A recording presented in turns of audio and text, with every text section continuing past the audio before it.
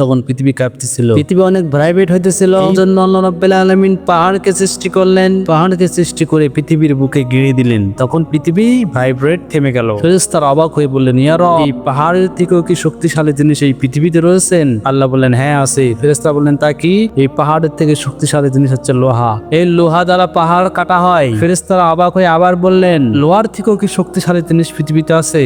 আল্লাহ রাব্বুল আলামিন বলেন, হ্যাঁ আগুন। এই আগুন দ্বারা লোহাকে গলিত করা হয়। ফেরেশতারা শুধু অবাকই হচ্ছে। তখন ফেরেশতারা আবার প্রশ্ন করলেন, আগুনের থেকেও কি শক্তিশালী জিনিস এই পৃথিবীতে আছে? আল্লাহ রাব্বুল আলামিন বললেন, হ্যাঁ আছে। ফেরেশতারা বললেন, তাই কি? আল্লাহ রাব্বুল আলামিন বললেন, এই আগুনের থেকে শক্তিশালী জিনিস হচ্ছে পানি। এই পানি নিক্ষেপ করলে আগুনের অস্তিত্ব হারায়। ফেরেশতারা আবার বললেন, এই থেকেও কি শক্তিশালী জিনিস আছে? বাতাস। এই বাতাস পানির দিক পরিবর্তন করে ফেলে দেয়। এই বাতাসের থেকেও কি শক্তিশালী জিনিস পৃথিবীতে আছে? আল্লাহ রাব্বুল আলামিন বলেন, হ্যাঁ ওই বনি আদম, যে বনি আদম গোপনে দান করে।